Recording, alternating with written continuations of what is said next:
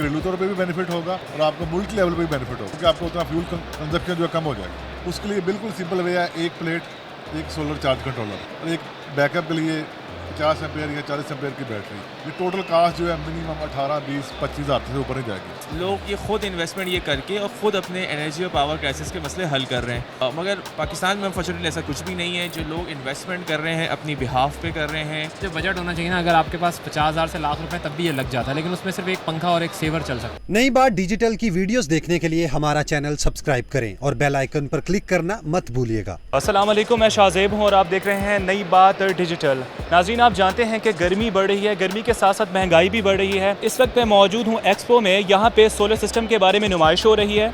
तो हम इनसे जानते हैं कि क्या एक गरीब आदमी भी सोलर सिस्टम अफोर्ड कर सकता है या नहीं कर सकता। आइए हम जानते हैं। अस्सलाम वालेकुम। जी वालेकुम सलाम। सर, क्या नाम है आपका? चाचा पाकिस्तानी के नाम से मैं फेमस हूँ सोशल मीडिया पे, अच्छा, टिकटॉक पे, यूट्यूब पे। तो इसके अलावा क्या करते हैं आप? इसके अलावा मैं ब्रांड एम्बेसडर हूँ सोलर एनर्जी कंपनी है इन्वरेक्स। अच्छा। उनकी एडवर्टाइजमेंट करते हैं और जहाँ जहाँ क्रिकेट मैचेस होते हैं मैं पाकिस्तान का झंडा लहराता हूँ। और अभी तक मैं माशाल्लाह 9 दफ़ा यूएई के अंदर, एक दफ़ा इंग्लैंड, एक दफ़ा ऑस्ट्रेलिया, बांग्लादेश और एक दफ़ा श्रीलंका जा चुका हूँ पाकिस्तान के लिए। अच्छा, मुझे ये बताएं कि महंगाई बहुत बढ़ चुकी है, तो आपका क्या कहना है इस बारे में? मैं कहता हूँ कि आज गैर सियासी रहें, क्योंकि आज एक सोलर की है, लेकिन महंगाई तो जब से ये मियाँ साहब आए हैं इन्होंने डॉलर को आसमान पे ले गए हैं। इनकी पहली तकरीर मुझे अच्छी तरह याद है। इन्होंने कहा था कि अल्हम्दुलिल्लाह मैं आया हूँ तो डॉलर नीचे आ गया है। अब डॉलर जैसे जैसे डॉलर बढ़ता है, सोलर की जो प्रोडक्ट है, जो भी हम बाहर से मंगवाते हैं, हर चीज़ महंगी होती है, तो उस पर आम इंसान पे तो बहुत ज़्यादा असर पड़ा है। ये जब से ये 1 महीने के अंदर इस नई हुकूमत ने आम इंसान को मार के रख दिया बिल्कुल। जिस वक्त मैं एक्सपो में मौजूद हूँ तो हम मज़ीद लोगों से बात करते हैं। चलिए सर, आप थोड़ा सा हमें सोलर पैनल के बारे में बताएं कि ये एक गरीब आदमी किस तरह से अफोर्ड कर सकता है। जी, जिस तरह आजकल बिजली महंगी हो गई है उसके हिसाब से तो हर गरीब आदमी अफोर्ड कर सकता है, लेकिन अगर आप मुल्क की इकानमी को देखोगे तो शायद में भी थोड़ा सा हार्ड हो। लेकिन अभी प्राइम मिनिस्टर पाकिस्तान ने लास्ट नाइट अनाउंसमेंट की है कि इसके ऊपर जो सेल टैक्स ऐड किया था लास्ट गवर्नमेंट ने, वो हम ख़त्म कर रहे हैं। अगर वो सेल टैक्स ख़त्म हो जाता है तो मेरा ख्याल है कि इंशाल्लाह फिर काफ़ी बेहतरी आएगी इसमें, क्योंकि आजकल ये हर घर की ज़रूरत है, हर जगह की ज़रूरत है, हर बंदे की ज़रूरत है। क्योंकि स्पेशली लास्ट टू वीक में तो जो है पावर शॉर्टेज भी स्टार्ट हो गई है ना, तो उस वजह से भी, क्योंकि और आपकी जो जितनी पावर है आईपीज़ की वो सारी पेट्रोल से, फ्यूल से बनती है, तो वो काफ़ी एक्सपेंसिव है।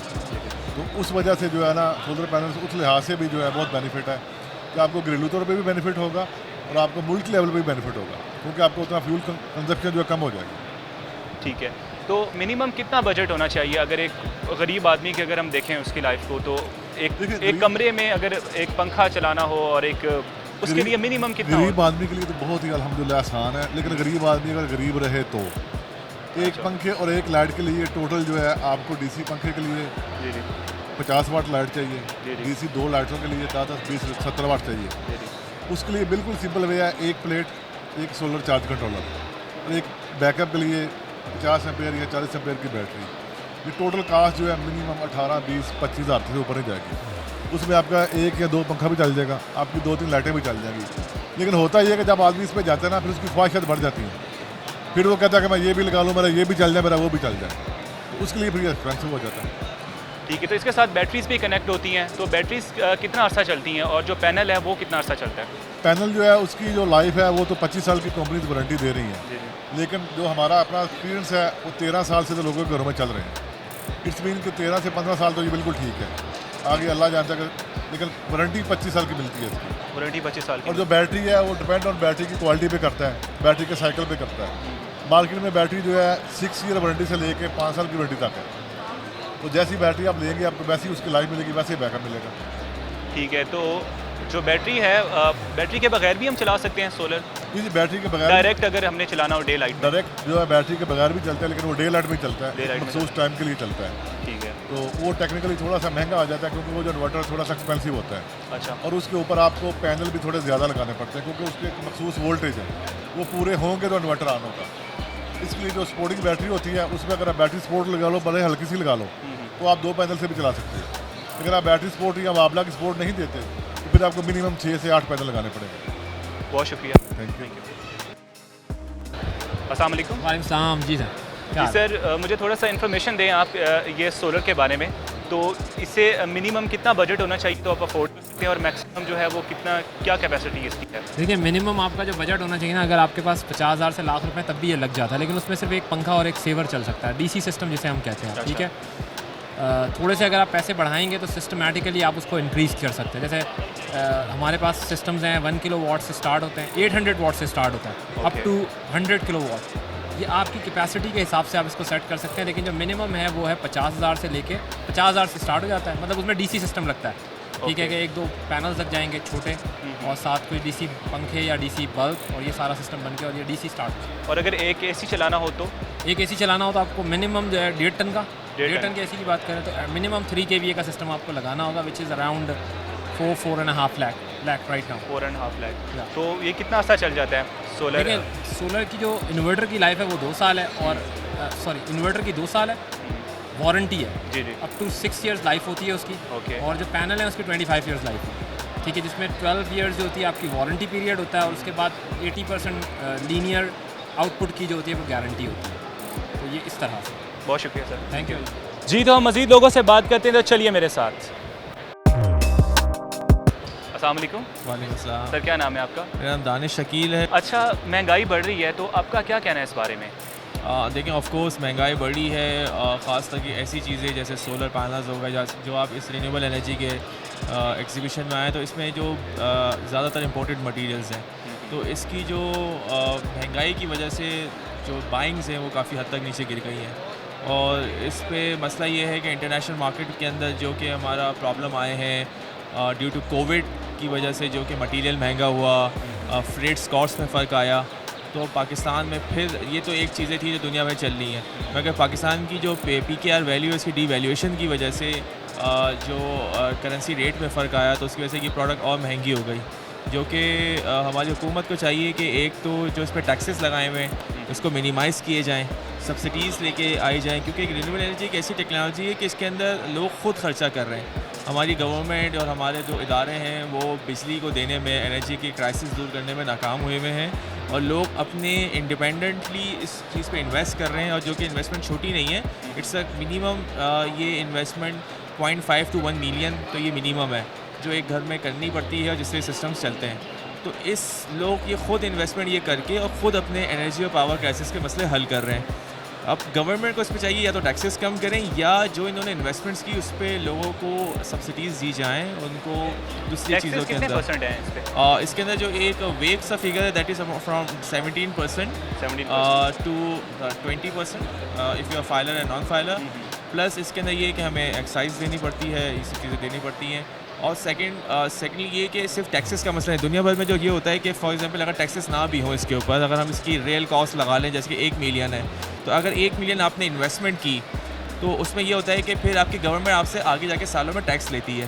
तो बाहर मुल्कों में ये हो रहा है कि वो टैक्स की आपको सब्सिडीज़ देना शुरू कर देती है। आप ये कहते हैं, वो कहते हैं कि ठीक है आपका टैक्स अगर सालाना 50,000 रुपये बनता है, तो आप ये 50,000 रुपये करके जो आपने 1 मिलियन इस पर इन्वेस्ट किया, आप उसको हमसे वेव करा लें। तो इस तरीके से ये एक सपोर्ट होती है जो गवर्नमेंट देती है। मगर पाकिस्तान में अनफॉर्चुनेटली ऐसा कुछ भी नहीं है। जो लोग इन्वेस्टमेंट कर रहे हैं अपनी बिहाफ पे कर रहे हैं, ख़ुद अपने एनर्जी क्राइसिस को दूर कर रहे हैं। इंडस्ट्रीज़ बहुत तेज़ी से आ रही हैं।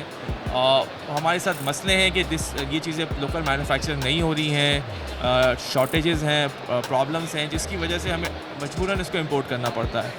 Thank you so much sir. अच्छा, मुझे ये बताएं कि महंगाई बढ़ रही है, आप जानते हैं, तो आपकी क्या राय है इस बारे में? महंगाई दिन ब दिन इंक्रीज़ होती जा रही है, और जो जॉब वाला तबका है उसके लिए इतने मसाइल हैं। हुकूमत को इनिशिएटिव लेना चाहिए उसके लिए, कोई उनके लिए कोई इंसेंटिव्स वगैरह, मार्केट के जो इन्फ्लेशन रेट है उसके अकॉर्डिंग सैलरीज होनी चाहिए। और जो हम बेसिकली मीडियोकर हैं, मीडियोकर ज़्यादा पिसता है ना, वो एलीट क्लास को अफेक्ट होता है इससे। तो ये है। तो आप क्या करते हैं? सॉरी, मैं बेसिकली इलेक्ट्रिकल इंजीनियर हूँ। मैं भी एक प्राइवेट फर्म में जॉब करता हूँ। अच्छा, तो इंजीनियर होने के बावजूद भी आप जो है इसका शिकार हैं महंगाई का? सबसे ज़्यादा तो इंजीनियर ही इसका शिकार है बेसिकली। अच्छा। मार्केट में जॉब्स नहीं है, न्यू इंडस्ट्रीज लगनी नहीं हमारे मुल्क में, तो इंडस्ट्रीज लगेंगी, जॉब्स मिलेंगी लोगों को। और दूसरी बात कि इंडस्ट्रीज़ को भी चेक एंड बैलेंस करने के लिए गवर्नमेंट का कोई अदारा होगा कि आपने अगर इंजीनियर्स हायर की हैं उनकी सैलरी कोई जो गवर्नमेंट फिक्स की है उसके अकॉर्डिंग है कि नहीं है। लोड शेडिंग तो आपके सामने ही है जो सिनेरियो चल रहा है। तो एक चीज़ थी सबसे सोलर था, लोगों को रिलीफ मिल रहा था उससे। तो गवर्नमेंट जो पुरानी गवर्नमेंट थी उसको तो थोड़ा सा नहीं रहम आया, उसने साथ ही ऊपर टैक्स वगैरह और ड्यूटीज़ वगैरह ज़्यादा इम्पोज कर दी, जिसकी वजह से जो ये एक सोलर की जो एक आइटम थी, जो एक मतलब कि एक यूटिलिटी था, वो लग्जरी में कन्वर्ट हो गया था। अब सोलर जो है हमें अब लग्जरी में आ रहा है कि यार जिसके पास ज़्यादा पैसा वही लगा सकता है। पहले ये यूटिलिटी में आ रहा था, लेकिन पिछली गवर्नमेंट ने ये किया, अभी जो नई गवर्नमेंट आई है इसका ये इनिशिएटिव अच्छा था कि उसने 17% टैक्स लास्ट नाइट को इसको ख़त्म करने की है। जी सर, महंगाई के बारे में क्या कहना है आपका? महंगाई ऐसे काफ़ी ज़्यादा हो गई है कि जब से ये गवर्नमेंट आई है, नई गवर्नमेंट, इससे इन्फ्लेशन रेट बहुत ज़्यादा बढ़ गया है। और आप देखें डॉलर जो है वो पिछले 1-1.5 महीने से 20-25 रुपये इंक्रीज़ कर गया है। उसकी वजह से तो महंगाई तो होगी, क्योंकि जब हमारे मुल्क में कोई भी गवर्नमेंट सस्टेनेबल नहीं है तो कौन इन्वेस्टर आएगा इस मुल्क में काम करने के लिए। जब तक इन्वेस्टर नहीं आएगा तो हमारी इंडस्ट्री ग्रो नहीं करेगी, हमारी इंडस्ट्री ग्रो नहीं करेगी तो हमारे लोगों के हालात बेहतर नहीं होंगे। तो इस वजह से महंगाई तो फिर है। जब तक हमारे मुल्क में सस्टेनेबल गवर्नमेंट ना हो, लोगों का उसके ऊपर एतमाद ना हो कि ये गवर्नमेंट चलेगी, तो कैसे इन्वेस्टर आएगा। यदि महंगाई ये गवर्नमेंट की तब्दीली की वजह से हो रही है? महंगाई गवर्नमेंट की तब्दीली कह लें, लेकिन उसके Unstable है बाद government। अनस्टेबल है। अब जैसे ये कह लें कि अब 12-13 जमातें मिलके बनी हैं और इसमें से अब पता नहीं कौन किस वक्त लोटा हो जाए और ये भी गवर्नमेंट गिर जाए। इस मुल्क में तो लोटों की तादाद बहुत ज़्यादा है।